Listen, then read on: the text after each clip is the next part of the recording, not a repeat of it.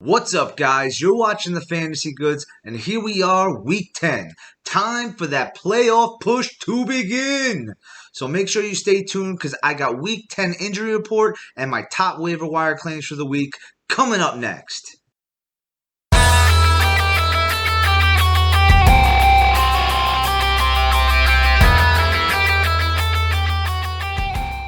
Welcome back to another episode of the Fantasy Goods. I'm Joshua Lipinski-McHale, and that's right, it's Week 10. Time for that playoff push, guys. So I got Week 10's injury report and waiver wire claims coming up for you. But make sure that you like this video, subscribe to our channel, and leave me a comment when you guys are done watching the video. Let me know what you think. So let's do it, all right? Injuries for Week 10. We got Austin Eckler, Raheem Mostert, Julian Edelman, and Myles Gaskin still on IR designated for return right now. We got Nick Chubb and Alan Lazard still on IR, but they're both in practice right now, so they're possible to come back for Week 10. So make sure you pay attention to their availability this week. You might be able to get them in your lineup. Next, the big name that I always feel like I keep saying, Christian McCaffrey.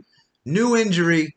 Sprained shoulder, AC joint in his shoulder. He is going to be out for 1 to 3 weeks, guys. So you actually might not have him for the remainder of the regular fantasy season. You might not have him until week 14 after their bye, and that'll be the first round of the fantasy playoffs. So make sure you guys go out there and look and see if Mike Davis is out there because he's done a pretty solid job in Christian McCaffrey's stay while he's out. Next, you got Gardner Minshew still out 3 to 5 weeks, but you know, everyone was panicking about what to do with the Jacksonville weapons that were pretty good, like DJ Chark and James Robinson. I don't think that we're going to have to worry because the guy that's replacing him right now, Jake Luton, looked really good, to be honest with you, putting up 23.46 fantasy points in his first start in place of Minshew. So I think that we're going to be all right if you're an owner of a Jacksonville Jaguar weapon. Next, we got another big name, Calvin Ridley, who is out right now with a mid-foot sprain. He's on a bye anyway right now here in Week 10, but there's a lot of positive talk coming out of Falcons camp saying that he should be back after the bye, so you hopefully will have him back Week 11.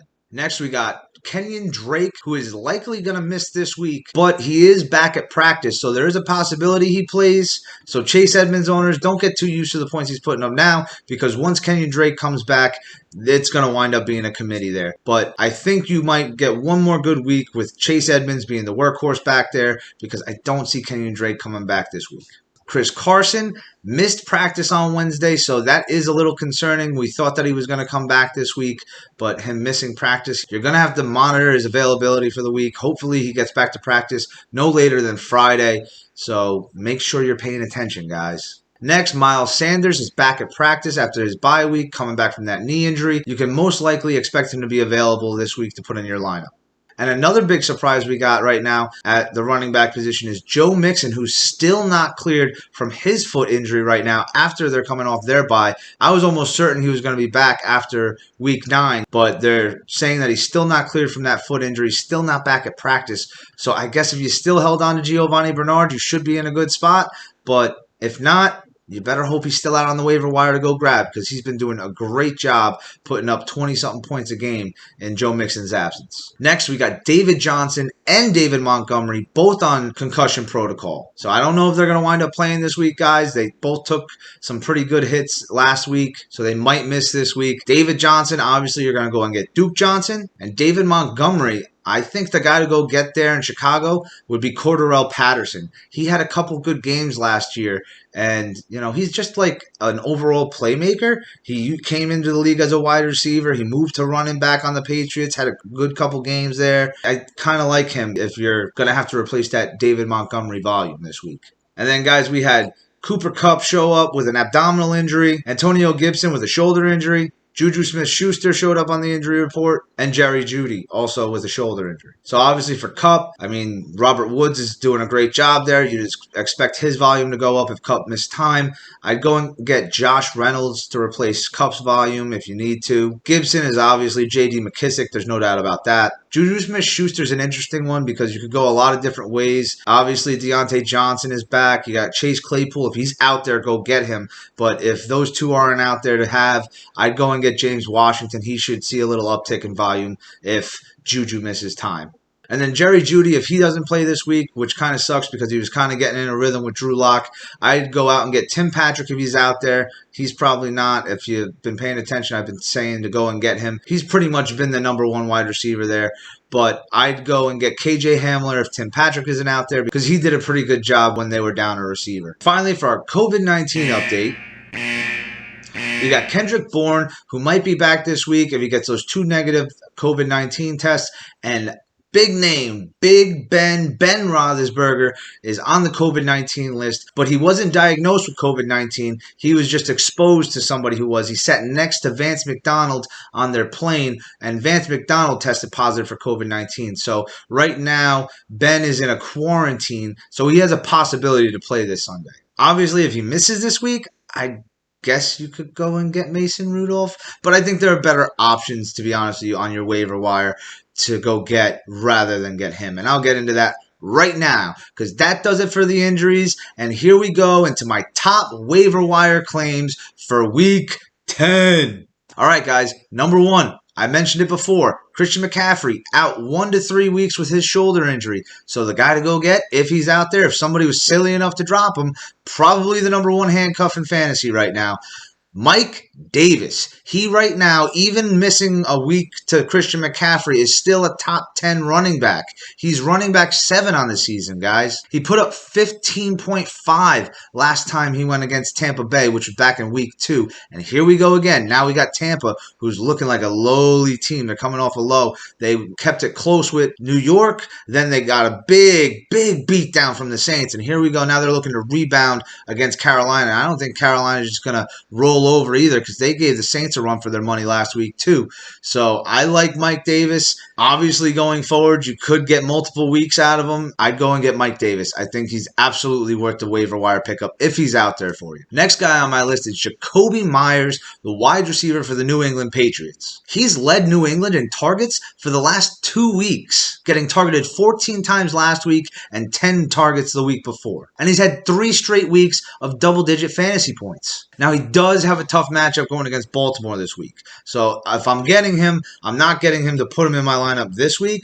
But I do like his matchups coming up going against Houston, Arizona, and the Chargers. Next, like I was saying, if you are down your quarterback, if Ben Roethlisberger is your quarterback and he might not play this week, a guy you could go and get who's better than Mason Rudolph is Tua Tagovailoa. He's still only owned in 44% of leagues right now, guys, so that's less than 50%. And I told you to go and get him a couple weeks ago just in case he turned out to be something. And you know what?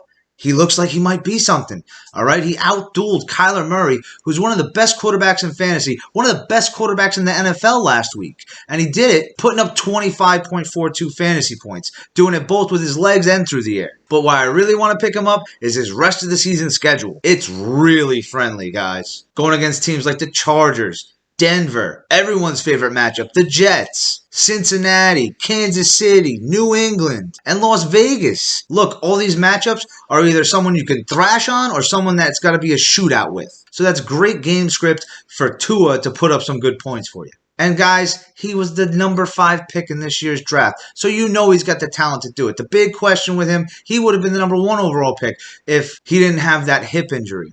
But now we know he's healthy. Now we know he can play. Now we see what he can do. I say you go out and get him. All right, the next one's a little bit of a toss-up here. I mean, I can't honestly choose who I would tell you to go get. But you should go get one of these guys. It's just up to you who you pick. So I'd say go get one of the Miami running backs because you're going to be able to use them for the next 2 weeks. And it would either be Jordan Howard, Matt Breda, or Salvin Ahmed. Now, look, I'll give you a little bit on each guy. That way it'll help you make your decision.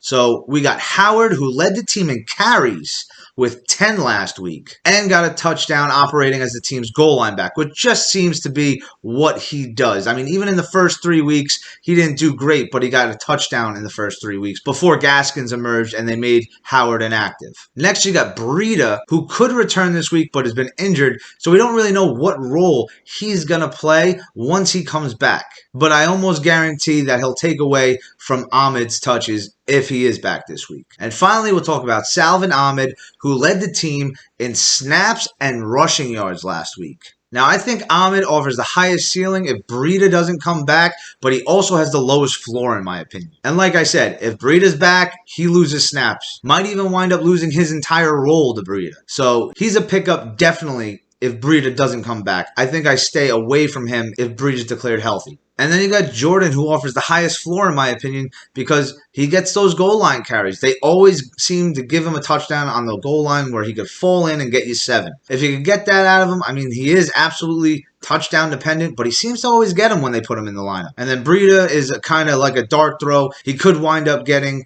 Ahmed's volume and doing more with it than he did, or he might not be able to play this week. He's still questionable. So you're going to have to watch that. But I say pick up one of these 3 guys if you're in the need for a flex play right now this week. If you lost Gaskins and you're looking to get some of that volume, these are the guys you got to look at. I'm not going to tell you which one to get because I'm not even 100% sure. And finally, the last waiver wire claim I got for you is Michael Pittman Jr. for the Indianapolis Colts. Now, look, I was really high on this guy in the beginning of the year, and he didn't really get out to a great start. I said he was going to be Phillip Rivers' new Keenan Allen. It didn't really seem like it. He wound up getting hurt, missed a lot of time. He got back. He didn't get a great amount of targets. Now T.Y. Hilton went down. He led the team in targets last week, catching 4 of 7 for 56 yards, which still wasn't that great. But I still see that as a positive that he's led the team in targets for the last 2 weeks. Even though T.Y. is supposed to come back this week, I still have more faith in this guy than I do T.Y. And he's going against Tennessee, which is the number 2 matchup for wide receivers. So last week, he only got 56 yards, but that was going against Baltimore, who's a really tough matchup. Tennessee's a lot easier. So maybe he expands on that and does more with the touches he gets. And finally, their running back situation is getting messy. I mean, it was Jonathan Taylor. Now it's Jonathan Taylor and Wilkins. Now it's Jonathan Taylor, Wilkins, and Hines. I mean, I just never see 3-headed beasts really working out great. It's only happened a couple of times. And I just think that they might have to rely on this passing game more because none of these backs are going to be able to get on a roll because they keep trying to split it up. So I'd go and get Michael Pittman Jr. just for his upside right now, guys. I think he might wind up being somebody you can keep on your roster who will be a boomer bust flex play for you. That does it for my waiver wire picks, and that does it for this episode of the Fantasy Goods, guys. Thanks for watching. Good luck in this playoff push, guys. It's just the beginning. We got a couple more weeks left of this season. Make sure you like. Make sure you subscribe to our channel. We'll keep giving you these goods so that you can stay ahead of the competition, and leave me a comment. Let me know what you guys think. Let me know if there's somebody that you think needs to be a waiver wire claim. And if you have any questions, any at all, about fantasy, lineup, somebody you want to pick up, a trade that you don't know if you want to smash the accept button on or not, hit us up on Facebook, Instagram, and Twitter with a message or a comment, and we'll try our best to get back to you. But until next time, guys, this was the Fantasy Goods, and we got the goods.